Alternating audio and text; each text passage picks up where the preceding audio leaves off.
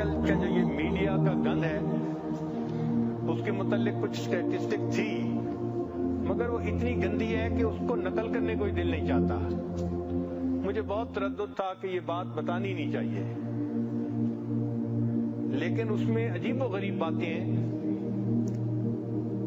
ہر 4 گھنٹے کے اندر ایک ننگی فلم سسٹم کے اوپر اپلوڈ ہو رہی ہے، ہر 4 گھنٹے کے بعد. جو انٹرنیٹ دیکھنے والے ہیں ان میں سے 35% جو ننگی فلمیں دیکھتے ہیں وہ عورتیں ہوتی ہیں.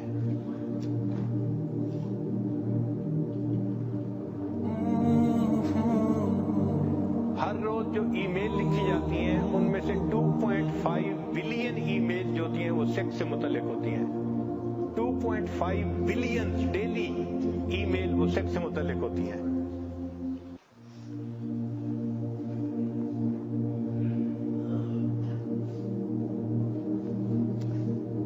باہر ملکوں میں 56% جو ڈائیورس ہو رہی ہے اس کی بنیادی وجہ بیوی یا میاں ان میں سے کوئی نہ کوئی ننگی فلمیں دیکھتا ہے. اس لیے وہ اپنے ساتھی سے مطمئن نہیں ہوتا اور ان کی زندگی میں پرابلم آتے ہیں. 3 سٹیجز ہیں، یہ ذرا سمجھنے والی بات ہے کہ عام طور پہ ہر نوجوان سمجھتا ہے کہ یہ ننگی فلمیں بری چیز ہے، مگر اس کا عادی بنا دیا جاتا ہے، ایڈکشن اس کی ہو جاتی ہے.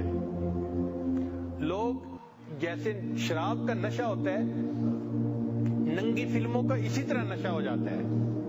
اور اس کے 3 سٹیپس ہیں. پہلا سٹیپ ہے ڈی سینسٹائزیشن. ڈی سینسٹائزیشن کا مطلب یہ کہ جو بندہ ننگی فلمیں دیکھنے لگ جاتا ہے تو وہ پھر برے کو برا نہیں سمجھتا. یعنی شروع کے چند دن تو ملامت ہوتی ہے، پھر وہ روٹین بن جاتی ہے. تو پہلے سٹیپ کو کہتے ہیں ڈی سینسٹائزیشن. پھر دوسرا سٹیپ آ جاتا ہے، اس کو کہتے ہیں ایکسپٹنس، کہ بندہ اس برائی کو پھر تسلیم کر لیتا ہے. اور تیسرا سٹیج ہے ڈسٹارشن. ڈسٹارشن کا معنی کہ بندہ اس گناہ کو زندگی کا حصہ ہی سمجھنا شروع کر، اس کے بغیر تو گزارا ہی نہیں. یہی طریقہ ہے. تو آج کل میڈیا کے ذریعے انسانوں کے دماغ کی سوچ کو ڈسٹارٹ کر دیا گیا ہے، جس وجہ سے زندگیوں کے اندر بہت پریشانیاں ہیں. شریعت نے شروع سے ہی ان تمام گندی چیزوں سے بچنے کی جو ہے ہمیں تلقین فرمائی. لہذا جو لوگ اللہ تعالیٰ کے راستے پہ چلنا چاہتے ہیں ان کو چاہیے کہ وہ انٹرنیٹ کو تو اپنا دشمن سمجھیں. ٹھیک ہے، کاروباری استعمال کی وجہ سے ہم یہ نہیں کہہ دیتے کہ جی ہر بندے کے لیے حرام ہے.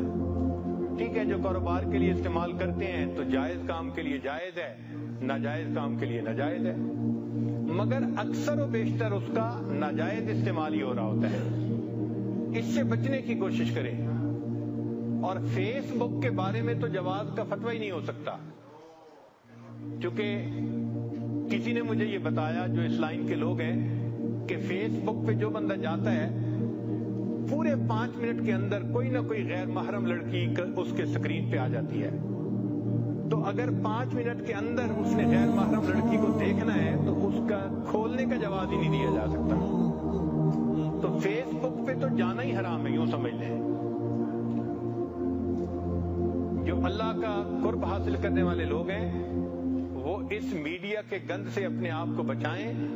اور ہو سکتا ہے کہ اسی گند کی وجہ سے ان کی ترقی نہ ہو رہی ہو.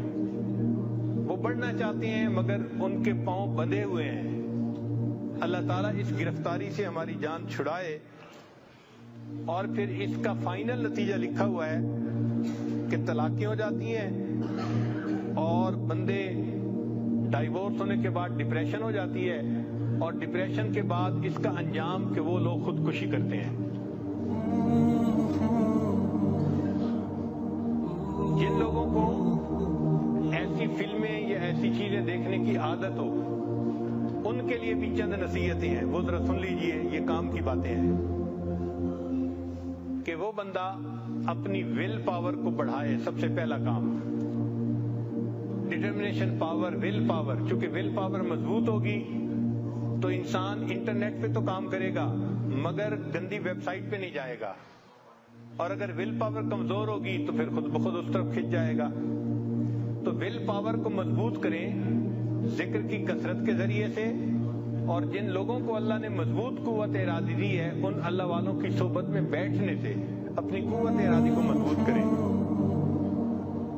پھر جو لوگ ایکسرسائز کرتے ہیں ان کی بھی ول پاور مضبوط ہو جاتی ہے۔ جو لوگ مناسب سوتے ہیں رات کو ان کی ول پاور بھی مضبوط ہوتی ہے۔ پھر جو لوگ فاسٹنگ روزہ رکھتے ہیں، روزہ رکھنے سے بھی ول پاور مضبوط ہو جاتی ہے۔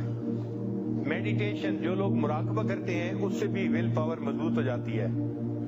اور ایک پوائنٹ یہ ہے کہ جو لوگ ایسا گناہ کرتے ہیں، acknowledge that you are addict, اس کو جسٹیفائی نہ کریں، اپنے آپ کو جسٹیفائی نہ کریں جی میں اس وجہ سے دیکھتا ہوں میری بیوی میری بات نہیں مانتی، میرے ساتھ ٹھیک طرح سے نہیں رہتی، لہذا میں انٹرنیٹ پہ یہ تصویریں دیکھتا ہوں۔ نہیں، ایکسپٹ کریں کہ ہاں میرے اندر یہ گناہ موجود ہے، تب اس کی ریمیڈی ہوگی۔ ان تمام برائیوں سے بچنے کے لیے اللہ تعالیٰ کا مضبوط یقین وہ ضروری ہے۔ ہم اگر سکرین دیکھ رہے ہوتے ہیں تو اس وقت اللہ تعالیٰ ہمیں بھی دیکھ رہے ہوتے ہیں کہ یہ کیا بیٹھا تماشے دیکھ رہا ہے، اور جتنی ویڈیوز ہوں، امیجز ہوں، آڈیوز ہوں، ان سب کو ختم کر دینا چاہیے، ڈیلیٹ کر دینا چاہیے۔ اور کمپیوٹر استعمال بھی کرنا ہو تو پبلک پلیس پہ استعمال کرنا چاہیے، بند کمروں میں استعمال نہیں کرنا چاہیے۔ اور آدمی کو ٹیمپٹیشن کو برداشت کرنا یہ بھی سیکھنا پڑتا ہے۔ یہ جو شہوت کا زور ہے یہ چند لمحوں کی بات ہوتی ہے۔ انسان اگر اللہ کے لیے اس کو تھوڑی دیر روکے تو اللہ تعالیٰ اس مصیبت سے نجات عطا فرما دیتے ہیں۔ حضرت مجذوب رحمۃ اللہ فرماتے ہیں طبیعت کی رو زور پر ہے تو رک، طبیعت کی رو زور پر ہے تو رک، نہیں تو یہ سر سے گزر جائے گی، ہٹا لے خیال اس سے کچھ دیر کو، چڑھی ہے ندی یہ اتر جائے گی۔ تھوڑی دیر کے لیے انسان گناہوں سے اپنا ذہن ہٹا لے، یہ سیلاب جو چڑھ جاتے ہیں نا یہ اتر بھی جاتا ہے، یہ ختم ہو جاتی ہے۔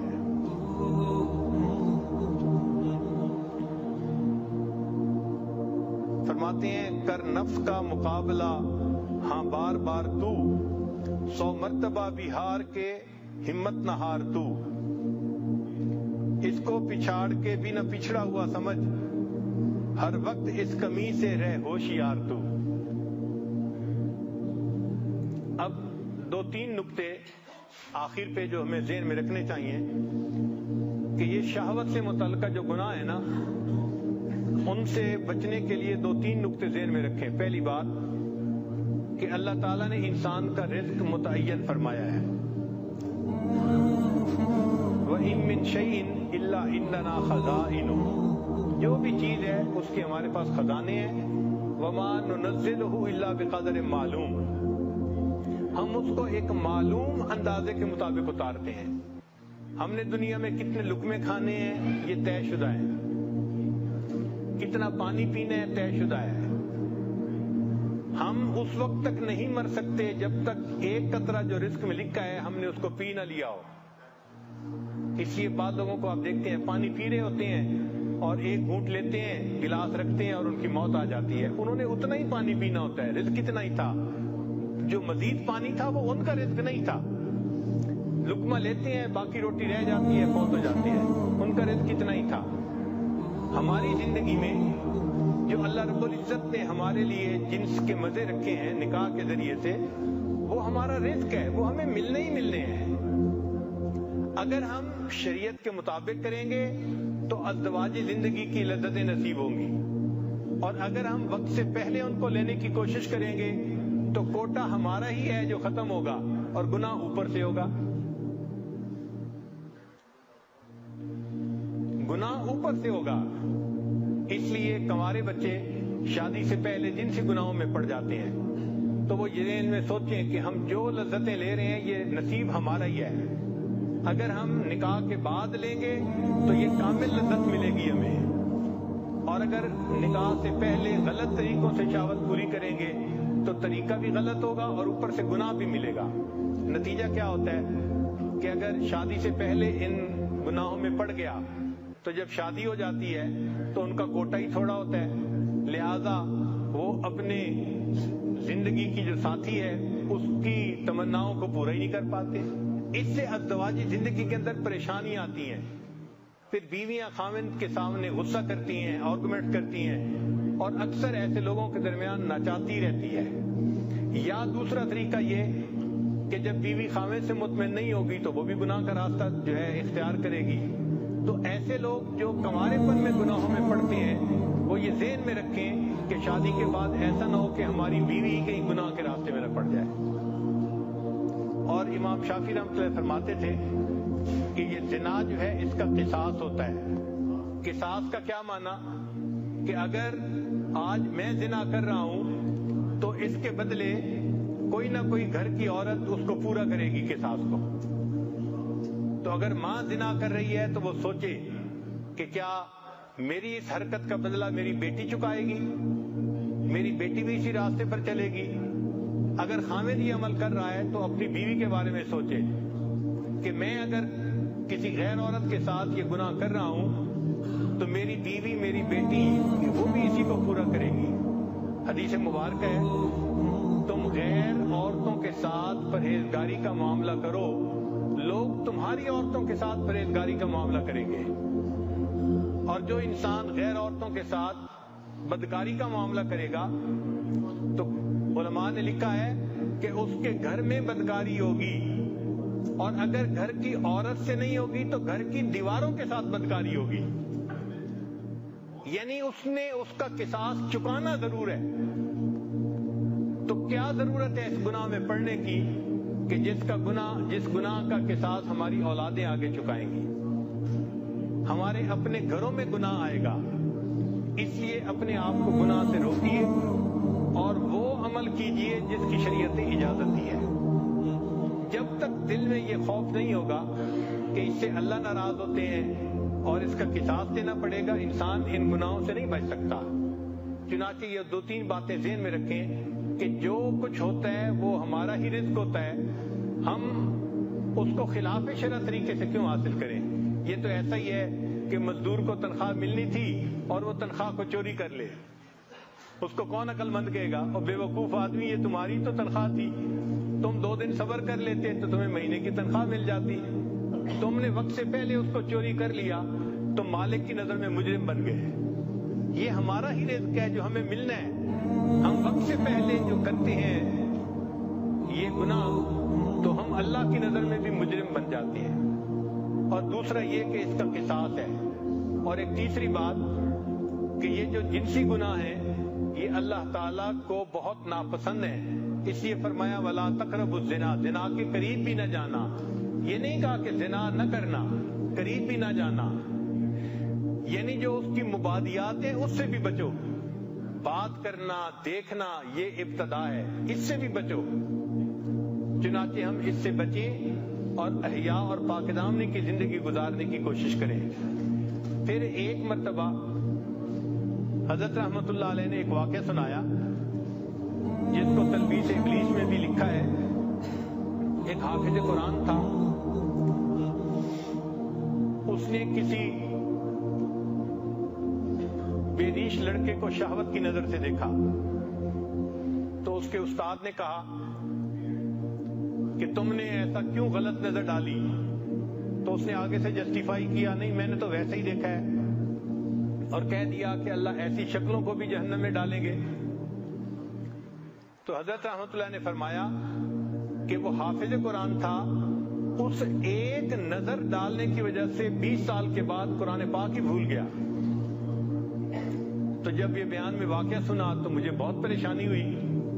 بعد میں کھانے پہ حضرت نے اپنے ہاں بلایا تو میں نے حضرت سے عرض کیا کہ حضرت میں کم علم ہوں، کم سمجھ ہوں، مجھے کچھ باتیں سمجھ میں نہیں آتی، آپ اجازت دیں تو میں آپ سے پوچھ لوں؟ فرمایا پوچھو۔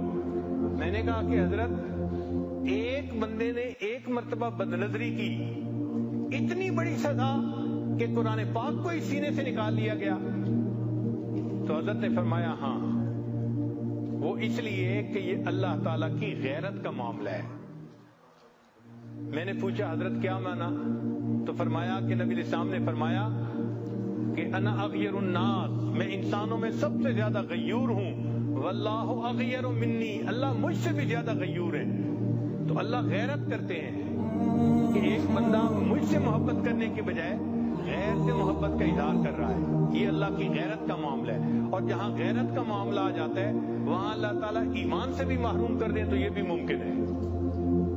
اس لیے جو دوست لکھتے ہیں نا آئی لو یو، یہ 3 لفظ لکھتے ہوئے ہاتھ کانپنے چاہیے، بندے کا دل کانپنا چاہیے کہ میں کسی کو یہ لفظ لکھ رہا ہوں، کہیں ایسا نہ ہو کہ اس میسج کو بھیجنے پر اللہ تعالیٰ اپنے دفتر میں یہ لکھوا دیں کہ I don't love this person, یہ تو غیر سے محبت کرتا ہے، یہ میرے محبت کرنے والوں میں شامل نہیں ہے، اس کا نام نکال دو میری۔